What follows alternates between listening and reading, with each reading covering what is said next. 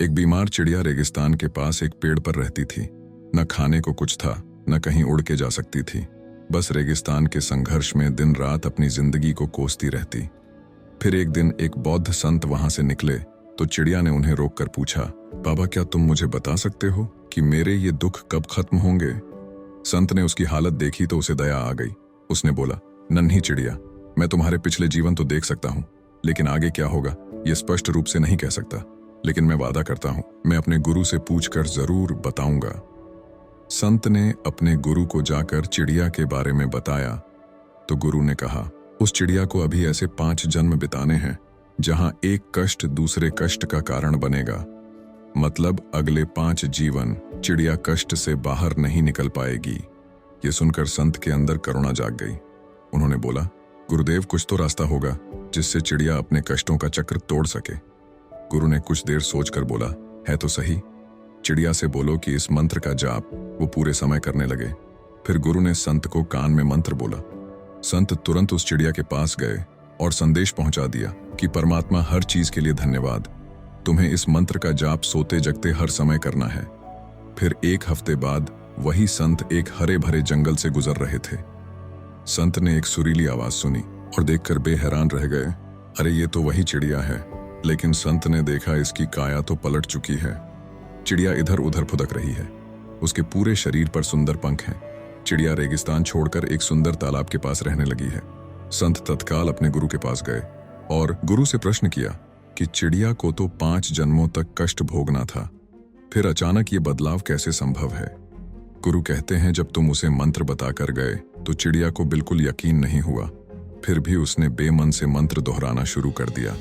थोड़ी देर बाद चिड़िया प्यास के मारे पेड़ से नीचे गर्म रेत पर गिर गई और रोने की जगह अचानक चिड़िया के मुंह से निकला, परमात्मा हर चीज के लिए धन्यवाद। चिड़िया ने मन में सोचा, मैं प्यास से थक गई हूं, उड़ नहीं सकती, इसमें भी कोई अच्छी बात होगी। ऊपर वाले इसके लिए बहुत बहुत धन्यवाद। ये सब पहली बार अचानक से हुआ। रोने और कोसने की जगह चिड़िया का नया रिएक्शन था। चिड़िया को अंदर से लगा इसमें कुछ अच्छा ही होगा। ऐसा सोचने से उसकी भावनाएं बदली। कष्ट में थोड़ा आराम मिला, उसमें थोड़ी हिम्मत आई तो वो उड़कर छायादार पेड़ ढूंढने लगी। जब भी चिड़िया को तकलीफ होती तो वो दुखी होने की जगह धन्यवाद देने लगी। इससे उसे हल्का और हल्का महसूस होने लगा। इस भावना के कारण उसके 5 जन्म के कष्ट 5 दिनों में कट गए।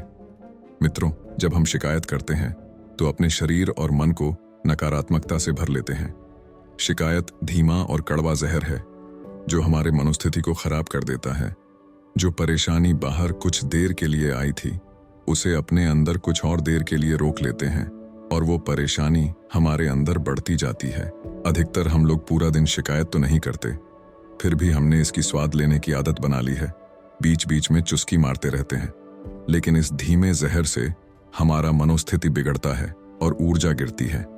अगर शिकायत का उल्टा करना शुरू कर दिया जाए, हर चीज के लिए, मतलब हर चीज के लिए धन्यवाद बोलना शुरू कर दिया जाए तो क्या होगा? गिरे तो धन्यवाद, सर में दर्द है तो धन्यवाद, गलती हुई तो धन्यवाद। शुरू में आपको इसके साथ तर्क जोड़ना होगा कि बॉस मेरे भले के लिए ही समझा रहा है, डांट सुनने से मेरे अंदर धैर्य बढ़ रहा है। फिर ऐसी स्थिति भी आएगी कि आपको थैंक यू बोलने के लिए कोई मेंटल रीजनिंग या कहानी बनाने की जरूरत नहीं पड़ेगी। थैंक यू बोलते ही आप एक अच्छी फीलिंग से जुड़ जाओगे और आप हल्का महसूस करने लगोगे। ये फीलिंग बदलना बहुत जरूरी है। आपके पास अभी शक्ति है कि आप खुद की फीलिंग बदल सकते हो। हम सब अभी के अभी नई पर्सनालिटी और रिजल्ट्स पैदा कर सकते हैं, अपनी मर्जी से अच्छा महसूस कर सकते हैं। मित्रों, जब हम थैंक यू बोलते हैं तो हमारे वाइब्रेशन पूरी तरह बदल जाते हैं। शरीर और मन को संदेश जाता है कि सब कुछ अच्छा है। शरीर, दिमाग सब बेहतरीन तरीके से काम करने लगते हैं। हम क्या करें? हर रात आज की रुकावटों के लिए, अपनी गलतियों के लिए, दूसरों की गलतियों के लिए, हर परेशान करने वाली चीज के लिए जो हमें बुरा महसूस कराती है, हमारी फीलिंग गिराती है, उसके लिए थैंक यू लिखो और अगले दिन जब भी समय मिले तो इसको रिव्यू करो। ऐसा बार बार करने से आप अपने शरीर और मन को खुद अपनी फीलिंग बदलने के लिए प्रोग्राम कर लोगे। दोस्तों, उम्मीद करता हूं कि आपको ये कहानी पसंद आई होगी।